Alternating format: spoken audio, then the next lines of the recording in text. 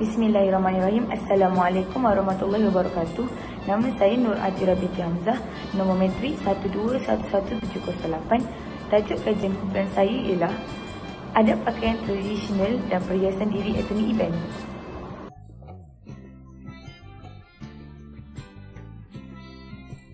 Kajian ini adalah tentang penyelidikan mengenai pakaian tradisional dan perhiasan diri etnik Iban. Dalam kajian ini, kami menjelaskan adab budaya Iban ini dengan sangat terperinci dan juga mengkaji sama ada masyarakat Malaysia, terutama warga Muslim, mengetahui atau tidak mengenai warisan turun-temurun ini. Amalan pembudayaan pakaian tradisional dan perhiasan Iban ini menggambarkan kaum Iban masih berpegang dengan budaya yang diwarisi. Terdapat dua permasalahan kajian, iaitu yang pertama, generasi kini kurang pendedahan akan adat dan budaya pakaian tradisional dan perhiasan diri etnik Iban. Yang kedua, masyarakat kurang kesedaran tentang kepentingan pakaian tradisional dan perhiasan diri sebagai warisan budaya. Bismillahirrahmanirrahim. Assalamualaikum warahmatullahi wabarakatuh. Nama diberi Muhammad Izzat bin Sa'aban, nombor metrik 1211719. Dan seterusnya, untuk objektif kajian kami akan ada 3 objektif kajian yang akan saya sebutkan, iaitu pertama sekali untuk mengkaji falsafah di sebalik pakaian tradisional dan perhiasan diri masyarakat Iban di Sarawak untuk pemahaman yang lebih mendalam kepada warga Muslim. Dan objektif kami yang kedua untuk mengkaji fungsi, struktur dan peranan pakaian tradisional dan perhiasan diri kaum Iban. Dan yang terakhir sekali, mengenal pasti strategi yang boleh dilakukan oleh remaja kini bagi menepani isu pengabaian warisan busana tradisional dan perhiasan diri. Dan untuk terakhir sekali, untuk skop kajian kami tertumpu kepada mahasiswa dan mahasiswa USIM sendiri, kerana kebanyakan mereka merupakan penduduk dari Semenanjung dan hanya minoriti sahaja daripada mereka berasal dari Sabah dan Sarawak, yang mana mereka lah golongan yang lebih membantu kami untuk meneruskan kajian ini, insya-Allah. Kita pergi ke suratan kajian. Yang pertama ialah fashion dan pakaian. Fashion dan pakaian adalah satu yang berkait rapat dengan pakaian tradisional Iban. Maka kedua-duanya mempunyai persamaan untuk melindungi tubuh badan dan sebagai keperluan harian. Yang kedua ialah budaya masyarakat Iban. Ianya adalah suatu gambaran umum mengenai adat dan budaya di Sarawak seperti pakaian tradisional, tarian, perayaan dan sebagainya. Dan yang ketiga ialah seni pemakaian. Disebabkan kita di zaman moden, seni tersebut telah mengubah keaslian pakaian tradisional Iban kerana banyak pengaruh dari luar. Assalamualaikum warahmatullahi wabarakatuh. Nama Nur Amirah binti Tarmizi, nombor metrik 1211698. Saya akan membacakan tajuk sejarah pemakaian tradisional kaum Iban di Sarawak.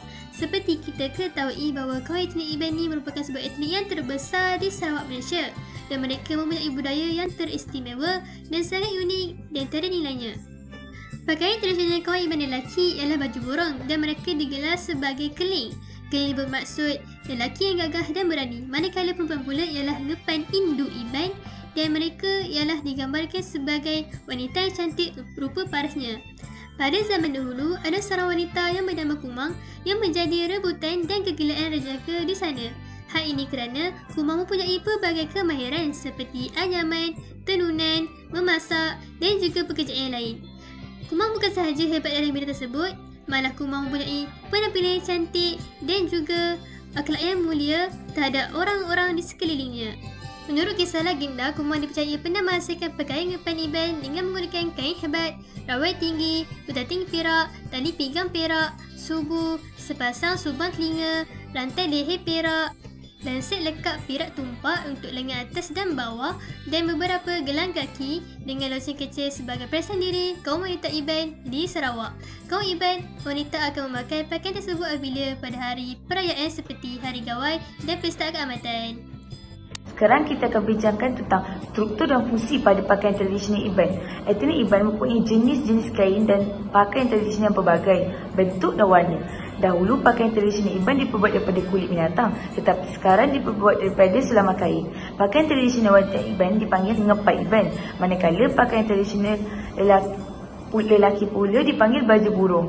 Pakaian ini akan dipakai sewaktu majlis istimewa seperti hari gawai, paket kumang, pertandingan keling, tarian ritual dan upacara iaitu tarian ngajar. Terdapat juga perhiasan, barang perak yang pelbagai dan ukiran tatu yang membawa maksud-maksud yang tersendiri.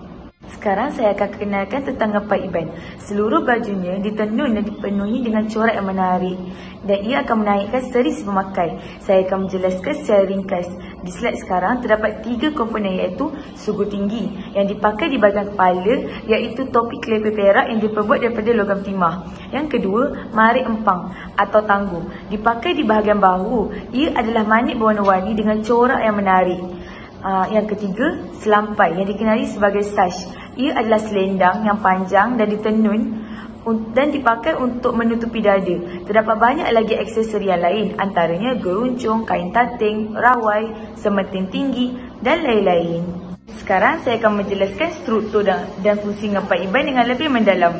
Kain kebait atau karak dikenali sebagai puak kumbu. Ia adalah kain sarung dan panjangnya separas lutut yang mempunyai corak geometri berwarna merah bata dan kekuning-kuningan. Yang kedua, geruncung iaitu gelang kaki. Yang ketiga, kain tating. Ia akan dipakai di pinggang, dihias dengan lilitan kain, kapas dan shilling kecil juga dihias di tepi kain.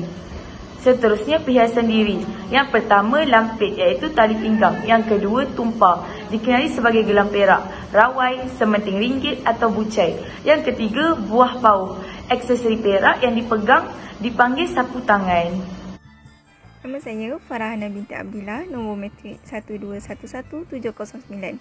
Pakaian tradisional bagi kaum lelaki ialah baju burung. Baju burung melambangkan lelaki Iban yang gagah dan berani. Ia juga dipanggil keling iaitu simbol lelaki yang kacak serta gagah perkasa. Pakaian ini dipakai semasa mempersembahkan tarian hajat. Struktur baju burung. Yang pertama, lanjang atau ketapu yang merupakan hiasan kepala yang diperbuat daripada bulu burung. Yang kedua, sirat dipakai dari punggung hingga ke bahagian bawah peha. Dan yang ketiga, terabai yang dahulunya digunakan sebagai perisai namun kini tampil semasa tarian hajat dan menyambut tetamu dan ianya diperbuat daripada kayu. Seterusnya, baju gagung yang diperbuat daripada kulit haiwan dan baju burung yang ditenun halus dengan menggunakan kaedah sungkit. Selain itu, senjata yang digunakan untuk memburu, berlawan, berperang dan berlatih. Kemudian, tatu sebagai lambang seorang yang gagah. Tatu kepala tumpu pula melambangkan seorang yang berkemahiran tinggi. Seterusnya adalah cabaran kesinambungan pakaian tradisional dan perhiasan diri kaum Iban di Sarawak. Yang pertama ialah cabaran dalaman iaitu pengaruh budaya barat. Hal ini akan membuatkan remaja zaman kini menolak dari mempelajari dan mempraktik sesuatu budaya dan bangsa sebuah masyarakat. Dan yang kedua ialah cabaran luaran iaitu lemah jati diri. Hal ini akan membuatkan perasaan cinta akan bangsa dan budaya semakin merosot kerana mereka kurang memahami dan mempelajari satu unsur budaya dan bangsa sebuah masyarakat. Seterusnya ialah kaedah pengumpulan data. Yang pertama ialah kaedah associated. Associated ini berbentuk Google Form dan dibagi pada 4 bahagian iaitu bahagian A, demography responden, bahagian B ialah pengetahuan dan kefahaman masyarakat tentang pakaian tradisional kaum Iban, bahagian C ialah faktor pengabaiannya dan bahagian D ialah impak berlakunya pengabaian dan ianya berbentuk item berskala dan item terbuka dan kami telah memberikan kepada 38 orang responden. Yang kedua ialah kaedah internet seperti jurnal, artikel dan laman sesawang yang boleh dipercayai sebagai sumber maklumat yang lebih terperinci terhadap kajian kami. Yang ketiga ialah kaedah kepustakaan seperti jurnal, artikel dan buku-buku supaya pekaji dapat mengukuhkan dan menjelaskan kajian dengan sumber yang benar dan relevan. Selain itu ialah kaedah analisis data. Analisis data ini dapat mengukur tahap pengetahuan responden dan tahap persetujuan faktor-faktor pengabaian dan impak terhadap pengabaian tersebut. Hasil daripada tidak balas jawapan responden, pengkaji dapat membentuk graf dan data yang dapat menjelaskan dan menjawab segala persoalan kajian. Jadi saya akan teruskan dengan pembatangan kami yang mana untuk lokasi kajian kami melakukan kajian di Universiti Sains Islam Malaysia yang terletak di Bandar Baru Nilai Negeri Sembilan. Baiklah, di sini kami sediakan demografi kajian yang mana kami telah melaksanakan kaji selidik dan mendapat sambutan seramai 38 orang daripada usia-usia yang berbeza dan juga latar belakang responden yang berbeza. Jadi antara soalan yang kami sediakan ialah mengenai pengetahuan dan kefahaman responden mengenai pakaian tradisional masyarakat Iban sendiri.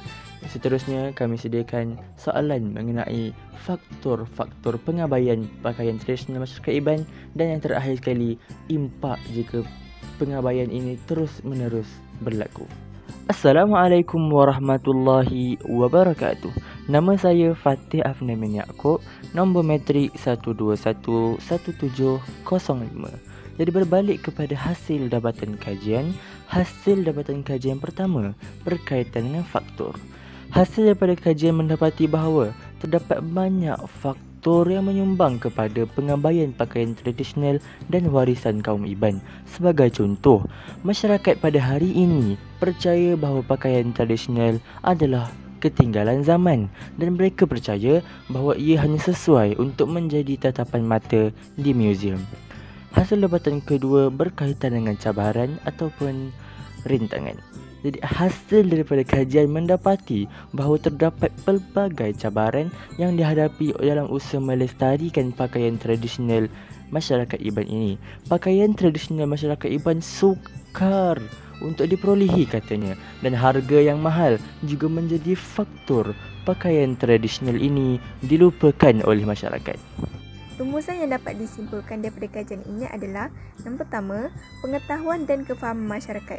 Kebanyakan responden maklum bahawa pakaian tradisional kaum Iban ini biasanya dipakai semasa hari gawai. Namun, terdapat juga segelintir yang tidak tahu.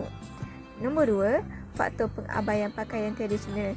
Kebanyakan responden bersetuju bahawa faktor ini adalah disebabkan kurang pendedahan terhadap nilai estetika dalam unsur pakaian tradisional.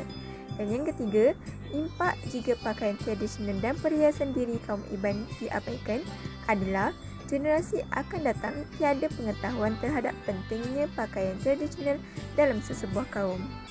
Implikasi pengabaian pakaian tradisional. Yang pertama, warisan budaya pakaian tradisional ditelan arus kemodenan. Yang kedua, kurang menarik perhatian pelancong luar. Yang ketiga, masyarakat tidak menghargai warisan. Dan yang keempat, hilang unsur kebudayaan dalam sesebuah kaum. Baiklah, sekarang kita beralih kepada cadangan atau strategi dalam mengekalkan pakaian tradisional ataupun busana tradisional dan perhiasan diri kaum Iban. Jadi kami senaraikan kepada anda. Yang pertama, mengadakan pameran dan aktiviti. Yang kedua, jauhkan sikap mengubah reka bentuk pakaian tradisional. Yang ketiga, mengadakan pertandingan peringkat sekolah dan negara. Yang keempat, pihak media perlulah menyebarkan tentang busana tradisional. Sebagai kesimpulan, pelbagai bentuk dan usaha dari pihak yang terlibat bagi mencapai objektif dalam mengekalkan warisan dan budaya yang ada di Malaysia, khususnya kaum Iban di Sarawak, perlulah dijalankan dengan usaha yang berterusan. Perkara sebegini mesti diambil berat kerana kelak ia akan memusnahkan identiti sesebuah kaum. Semangat patriotisme hendaklah dimiliki pada setiap jiwa rakyat Malaysia agar lebih menghargai seni dan budaya masyarakat Iban di Sarawak. Penjahit benang membawa peti, ibu kumang menjahit kebaya. Kami pulang mengundur diri. Terima kasih atas perhatiannya. Sekian daripada kami. Wabillahi taufiq wal hidayah. Wassalamualaikum warahmatullahi wabarakatuh.